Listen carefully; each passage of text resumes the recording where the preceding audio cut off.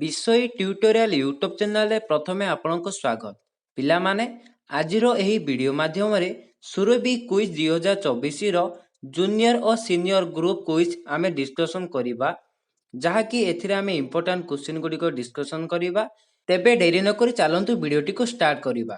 ଆଜିର ପ୍ରଥମ ପ୍ରଶ୍ନ, ବନ୍ଦେ ଉତ୍କଳ ଜନନୀର ଲେଖକ କିଏ?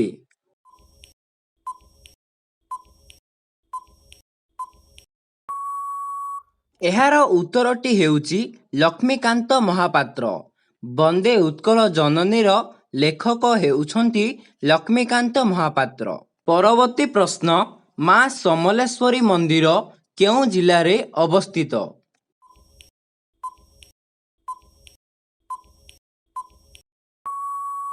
ସଠିକ୍ ଉତ୍ତରଟି ହେଉଛି ସମ୍ବଲପୁର ଜିଲ୍ଲା।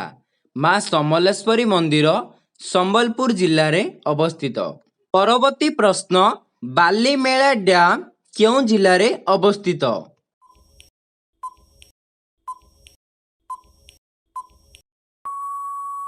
ସଠିକ୍ ଉତ୍ତରଟି ହେଉଛି ମାଲକାନଗିରି ଜିଲ୍ଲାରେ। ବାଲିମେଳା ଡ୍ୟାମ୍ ମାଲକାନଗିରି ଜିଲ୍ଲାରେ ଅବସ୍ଥିତ। ପରବର୍ତ୍ତୀ ପ୍ରଶ୍ନ, ପଞ୍ଚାୟତ ରାଜ ଦିବସ କେବେ ପାଳନ କରାଯାଏ?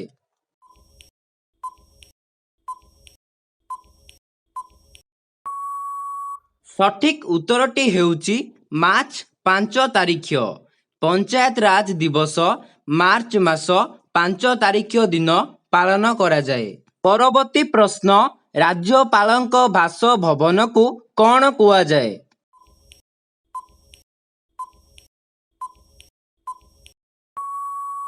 ସଠିକ୍ ଉତ୍ତରଟି ହେଉଛି ରାଜଭବନ।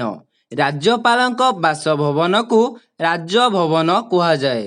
ପରବର୍ତ୍ତୀ ପ୍ରଶ୍ନ, ତରଳ ଅବସ୍ଥାରେ ମିଳୁଥିବା ଅଧାତୁର ନାମ କ'ଣ?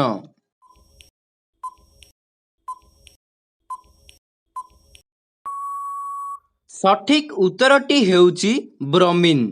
ତରଳ ଅବସ୍ଥାରେ ମିଳୁଥିବା ଅଧାତୁର ନାମ ହେଉଛି ବ୍ରୋମିନ୍।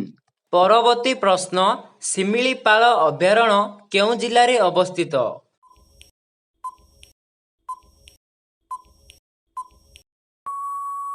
ସଠିକ୍ ଉତ୍ତରଟି ହେଉଛି ମୟୂରଭଞ୍ଜ ଜିଲ୍ଲା।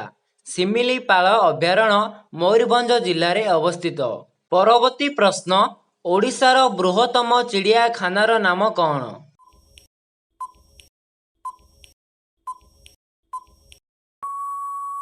ସଠିକ୍ ଉତ୍ତରଟି ହେଉଛି ନନ୍ଦନକାନନ। ଓଡ଼ିଶାର ବୃହତ୍ତମ ଚିଡ଼ିଆଖାନା ହେଉଛି ନନ୍ଦନକାନନ। ପରବର୍ତ୍ତୀ ପ୍ରଶ୍ନ, ଆମ ଭାରତରେ କେଉଁ ପ୍ରକାର ଶାସନ ବ୍ୟବସ୍ଥା ପ୍ରଚଳିତ ଅଛି?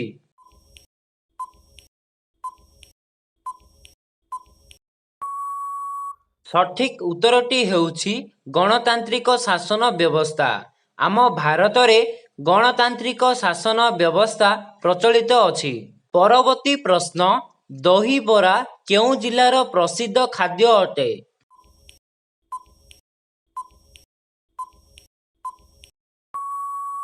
ଏହାର ସଠିକ୍ ଉତ୍ତରଟି ହେଉଛି କଟକ ଜିଲ୍ଲା। ଦହିବରା କଟକ ଜିଲ୍ଲାର ପ୍ରସିଦ୍ଧ ଖାଦ୍ୟ ଅଟେ। ଆଜିର ଶେଷ ପ୍ରଶ୍ନ, ଯାହାକି ଉତ୍ତର ଆପଣମାନେ କମେଣ୍ଟ ବକ୍ସରେ ଦେବେ। ପ୍ରଶ୍ନଟି ହେଉଛି ଅଶୋକ ଚକ୍ରରେ କେତୋଟି ଅର ରହିଛି?